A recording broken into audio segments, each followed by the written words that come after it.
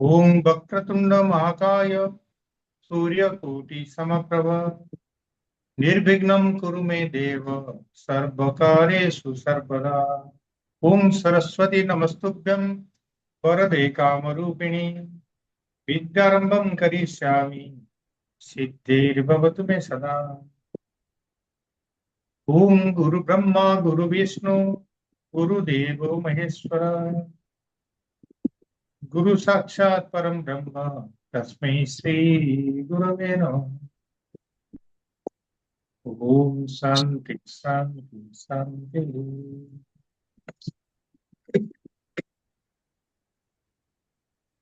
We are continuing our studies on self-unfoldment. It's originally composed or lectured by Gurudev Swami Chinmayananji, and it's a USA edition.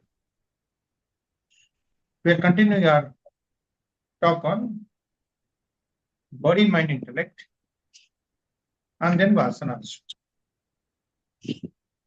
I'll give a summary of what you have seen so far. This is a famous BMI chart, body, mind, intellect chart, devised by Gurudev Swami Chinmayananji. And in this, as you can see, B stands for body, M for mind, I for intellect. Okay. So this is a basic thing that we see here. Physically, we observe our body, mind, intellect. Body is a perceiver, mind is a feeler, and intellect is a thinker. And what the body perceives is the objects. What the mind feels is the emotions. What the intellect thinks is the thoughts. So these are the different layers of our activities. Body is the which perceives objects, mind is the feeler which feels the emotions, intellect is the thinker, it's undergo the thoughts. But can this body, mind, intellect function without any assistance from anything else? Are they inert, or they have the life force in it? So Vedanta says that this body, mind, and intellect together, the assembly we call it our body, is inert. There is no life force in it. There is no consciousness in it. And this consciousness comes from Tao. That you see, Om, super consciousness, that is the pure consciousness that reflects in our body, mind, intellect. Okay. Now, this supreme consciousness or the supreme reality is the truth. This is the Brahman. This is the Atma. Between that pure consciousness and our body, mind, intellect is something mentioned here. V for vasanas. Now, what is vasana? We'll see. And we have seen that vasanas are impressions left in our mind when we act with selfish interest. The imprints of the mind over the actions of this life as well as the previous lives. It is like the grooves of a gramophone record or a pen drive. It's inside there, but it's not observed by us. It is not acknowledged by us. We do not know. It is in the unconscious mind. But it is there. All of a sudden it comes up and you understand that this vasana is there, this desire is there, then that takes effect and it comes as a thought.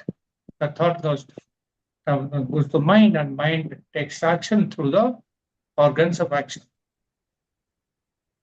So, my vasanas are imputed the pure consciousness and the body, mind, intellect equipment. This vasanas veil our pure consciousness. What Vedanta says is that I am not this body, mind, intellect. I am the pure consciousness. Body, mind, intellect is an equipment, and through which the pure consciousness is expressing itself. But then, when the vasanas are in between, it acts as a veil, like a parda, some impurity. And depending on these vasanas present, different peoples, different jivas, mind and body gets differently expressed. Vasanas in Sanskrit means fragrance, vasanas, vasta.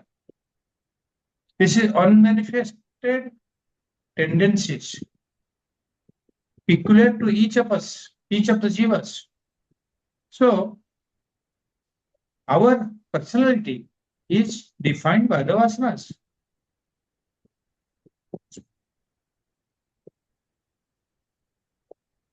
An individual is nothing but the manifest form of the unmanifest vasanas or this.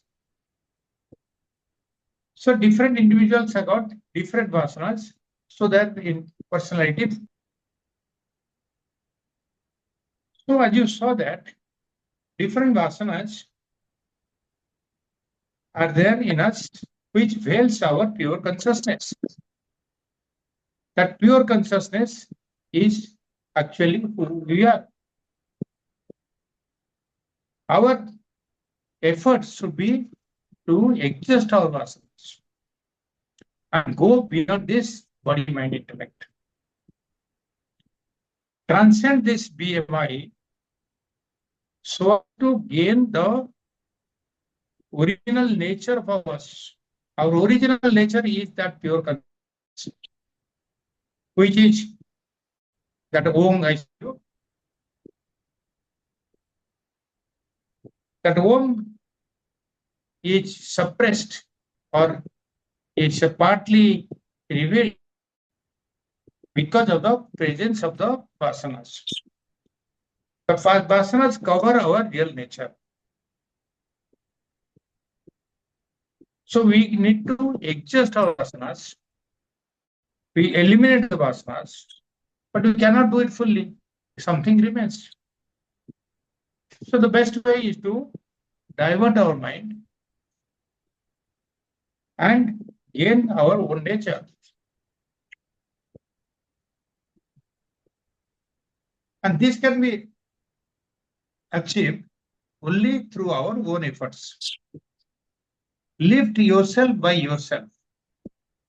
Atmani uddharate atman. By self only, you can uplift yourself. So,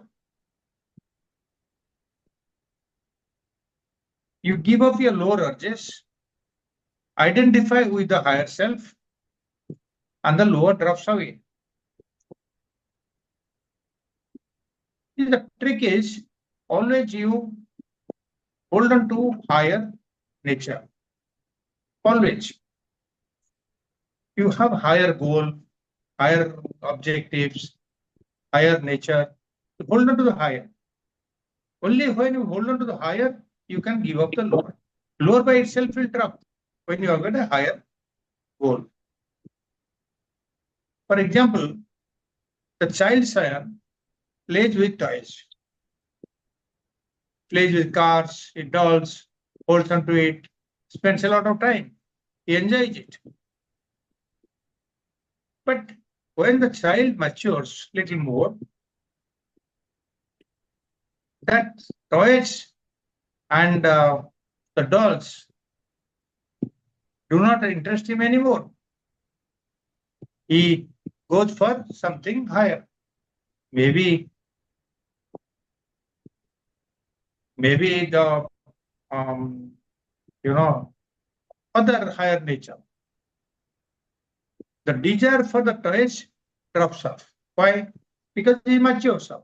Because he has kept his goal that he will do better. Everything in nature also happens like this. For example, you plant a flower tree, flower plant, a bud, it matures into a beautiful flower. You can't see anything inside the bud. It is unmanifest flower. You cannot force the bud open to become a flower. It will take its own time, and by itself it will blossom. They say that its own process must go through. If you force open, the flower cannot blossom. It will not come to the same thing. So when the flower blossoms, it becomes beautiful petals with fragrance, with shapes, sizes, colors. And in course of time, the flowers also, the petals also fall off. When the petals fall to the ground, what do you find? There is a fruit emerges. So these are the natural process of self-development. Like that, one must try to develop, to aim for the higher and give up the lower. You cannot hasten this process. They say the moth, when it's in the cocoon, it takes its own time to come out to a big, beautiful butterfly. If you force open, then the butterfly cannot fly. It will not have its own force to fly. Okay? So, this is called Atmane Atmana Tushta. By itself, it will become satisfied, it will become contented, and it will blossom by itself. The petal will blossom, the moth will become a butterfly, and you will also, by your own efforts, you can become a Atmagyani. So, as I told you, these vasanas veil the divinity in us. Our efforts is to discover the divinity that is in us. Not only in us, in every things and beings, every beings, there is a divinity. That divinity, the natural divinity in us, is to be discovered by us. It is there already. But why we do not know? Because the vasanas are veiling it, is covering up. How it is covered? Something called ignorance. We do not know. Lack of knowledge.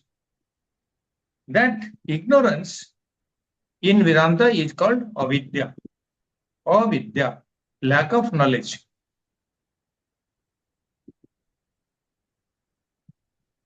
Like you have your car, you got tinted glasses.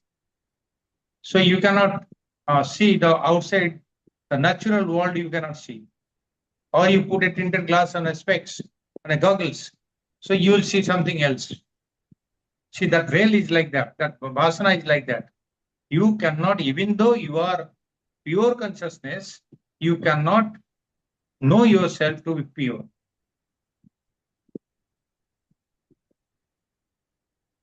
So our own nature is not revealed to us. We find that we are limited. What is our own nature? That Omkara you see. What is our own nature? As I showed you, that own nature is Om, Supreme Consciousness. A Supreme Consciousness is the Brahman. Supreme Consciousness is the Atman. That is the truth. And that truth we have discussed earlier, that is the supreme reality.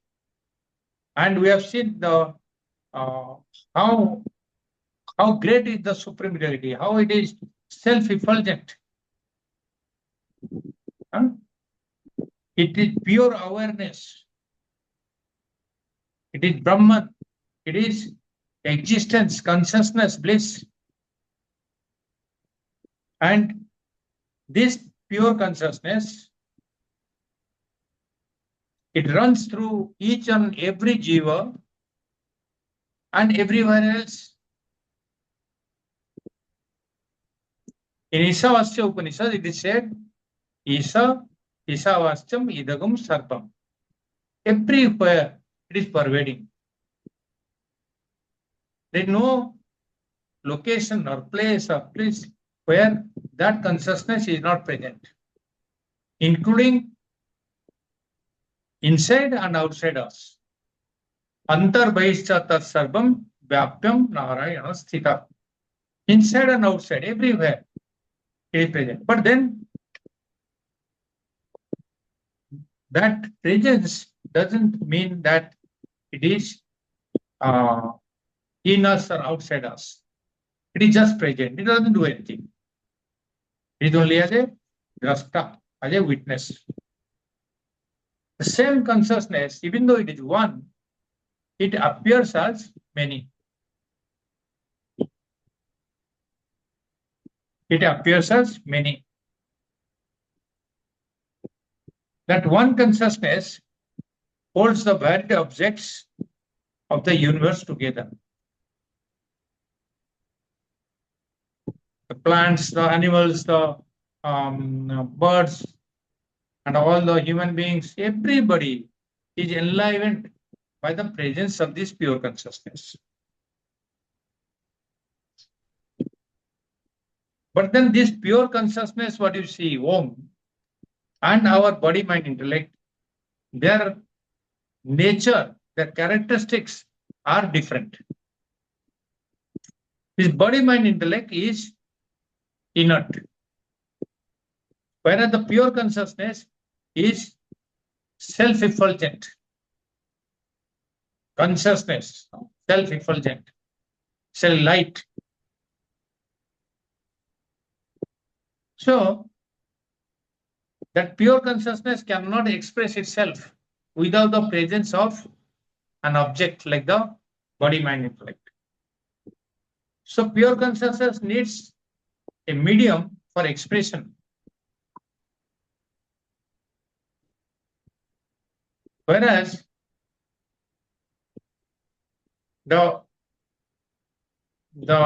it cannot express itself without the BMI. Whereas the BMI itself, the body, mind, intellect, cannot the inert body, mind, intellect becomes enlivened because of the presence of the pure consciousness. Right?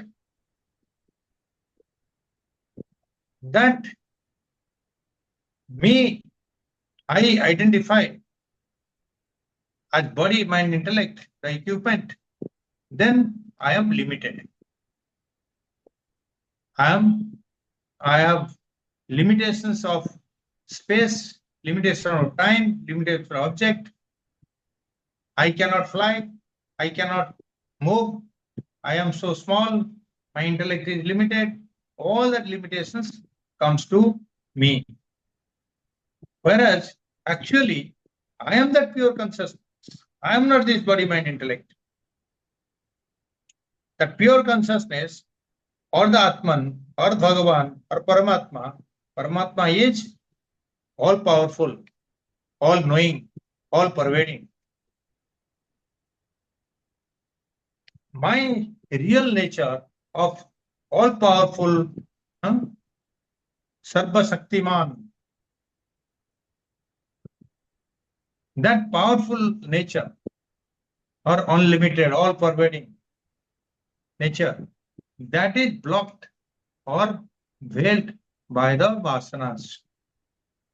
So my job here is to reduce the intensity of this vasana. Okay? Reduce the intensity of this vasana so that I can be as close to the pure consciousness as possible. As close to it, because it is extremely difficult to completely annihilate the vasanas.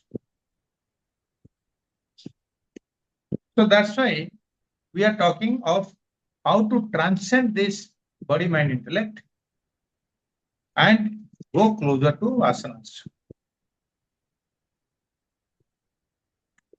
So this vasana is ignorance or avidya. So you destroy the avidya, then your asana will be destroyed. That avidya is the sense of limitation, imperfection. So now the question is how to destroy the avidya. Avidya means what? Ignorance. How the ignorance can be destroyed? By knowledge. Simple. So the true self can be realized by knowledge. That's why we are studying Vedanta here. A basic Vedanta we are trying to get into through our knowledge. There is a beautiful analogy. The sun is shining all the time, isn't it? Or it is not shining? What do you say? Is the sun shining all the time or it is shining only during the day? Both are correct, depending on what you understand. When you are standing here, you'll see that sun is rising, sun is setting. The sun is shining during the day, it is not shining during the night. But if you are outside the earth, in the space, sun is shining all the time. This day and night is being caused by the rotation of the earth. So you say, what is the truth? The truth is sun is shining all the time. But we accept as sun is having the day and night. Okay. So when in the daytime also, sun is there, sometimes the sun shines, sometimes the dark cloud comes in between and the sun is covered. Many people will say like that, oh, this is a cloudy day, the sun is not there. The sun is there, but it's only covered. The moment, because of a whiff of a wind, the cloud goes away, passes away, the bright sun shines forth. Similarly, the self or the consciousness is ever effulgent. It is present everywhere at all times. It illumines with knowledge every object. Without the consciousness, you cannot know an object. You cannot experience an object. Anything's presence is known because of our knowledge, the consciousness. Suppose you are unconscious. Can you say that the table is there, book is there? Can you say that? Because the knowledge has to come. The knowledge is from consciousness only. But that life-giving force of consciousness is veiled, discovered by the vasanas. Once that vasanas or that ignorance is removed, our real nature of the self-effulgent character will be revealed to its resplendent glory. That beautiful, all ever-shining consciousness will be revealed only when the vasana is made redundant or less.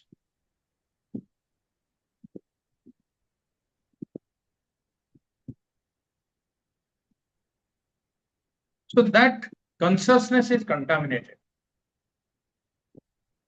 because of vasana. For me, it is contaminated. Actually, it is not contaminated. For me, the jiva, because I have the some vasanas, that consciousness is veiled or contaminated.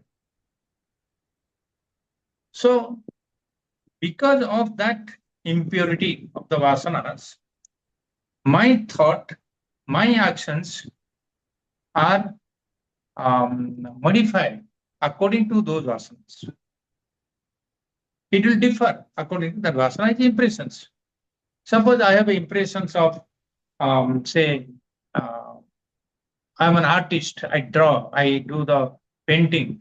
So because of that painting vasana is there, so I'll always think of how to do painting. I'll go to the painting exhibitions and see. See, always my mind will be like that, thought will be like that. If my vasana is for a alcohol, my mind will be always going towards that. So my thoughts, my actions are modified by the presence of the vasanas. They conditioned by that. So the jiva or the individual is conditioned by the presence of particular nature of the vasanas, which is covering the consciousness. So the jiva can be compared to a reflection we see in the mirror. For comparison, for example, the jiva can be compared to the reflection in the mirror. The mirror is, if the mirror surface is perfect, clean, clear, then your reflection also will be perfect. As you see, as you are body, your body will be reflected in the mirror. But if the mirror itself, there is a coating, there is dust or dirt, or if the mirror is concave or convex, so your reflection will be different. So that's why what you have to do, you have to clean the mirror. That ugliness of your reflection will go away when you clean the mirror.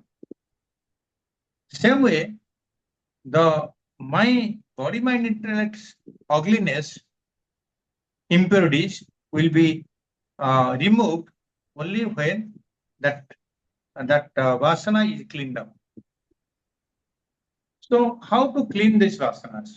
How to reduce the vasanas? We call it vasana kshaya. Main thing is that by your actions only it will happen. But those actions which are not self-centered, not selfish, the result of the vasanas do not create, the result of those actions do not create any vasanas. If you are doing something good for the society or for anybody else also without selfish interest, then your action will cleanse your asana. Your mind will be purified. This is called chitta suddhi. But your mind will be purified, the vasanas also will reduce. But then an act by itself cannot leave the impression. Only the ego-centered actions prompted by desire gratification generate fresh new growth of vasanas. So there is a beautiful analogy in the Bhagavad Gita chapter 2. They say it's a ladder of fall. Ladder of fall. How a jiva, a person, goes downhill. Suppose you have an attention. You put your thoughts to a given object or being. I want, when we are going to the mall, I want this dress. And you are putting all your attention. If you have the money or not, you put your attention and I want to buy that dress. So this is a selfish interest. Your thought continuously will flow towards it and you will ensure that you get some money, beg, borrow still and buy the dress. You get attached to that. So this is called sangha. Dhayate vishayan punsa sangaste supadayate sangat sanjayate kama kamat krodho vijayate. So once you put your attention on these objects, your sangha dosa, the attachment of them, right? Then that attachment brings desire. I want to buy this. You have the desire. The desire, you are happy if you can buy it. But there is obstruction. If you cannot buy it, then you are angry. Huh? That krodha ho jata. If the krodha, it becomes more and more, then you become deluded. You don't know what is right, what is wrong. The clouds in the mind reduces your power of reasoning. It causes delusion. You don't know what to do, what not to do, because you are so engrossed in your vasanas. If you are too deluded, then you will have smruti vibram. You lose memory. And smruti vibram means तुम्हारा बुद्धि नाश होता है, बुद्धि चले जाता है, क्या करना है क्या नहीं करना है, you don't. बुद्धि नाशा प्रणश्यति, then the disaster, you fall down. In your own esteem, in the esteem of others, you fall. This is called the ladder of fall.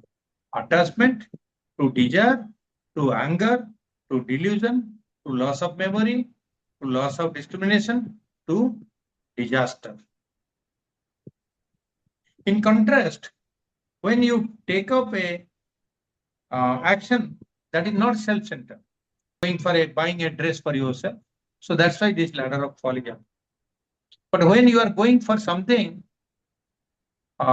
which is not for yourself, for public good, for somebody's unknown person's welfare, so social welfare. Suppose you are going to do serve somebody in the Tata hospital, cancer patient in the hospital. So that is not for yourself. You are doing for a seva. So that higher goal, that God-centered activity, that society-centered activity,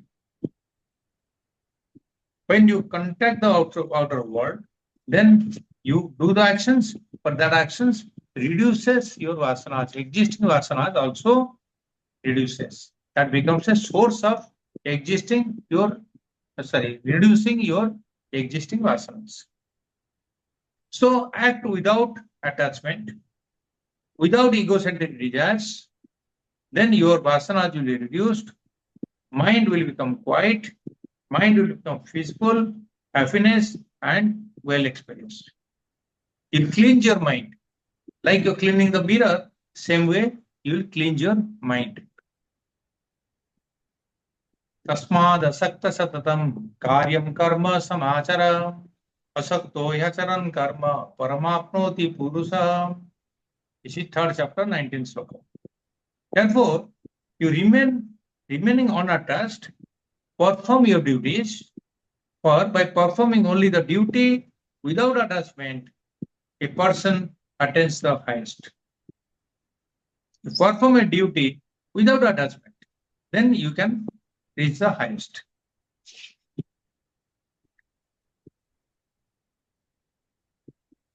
So, you dissolve your vasanas, remove your ignorance that separates you from the effulgent flow of the divinity into your life. That divinity, that Omkara, that supreme consciousness, that which flows to your body, mind, intellect, in between it is becoming modified because of the presence of vasanas. You reduce those vasanas by remove the ignorance, by knowledge. Then you transcend the body, mind, intellect equipment and realize your true nature. The true nature is the Om, the supreme consciousness. So all our goal should be to achieve that supreme consciousness. Achieve means what? It is not something outside. It is, as I told you, it is present everywhere, inside and outside, in me, outside. It is not an object for achievement. It is, you cannot seek it. You have to only discover it.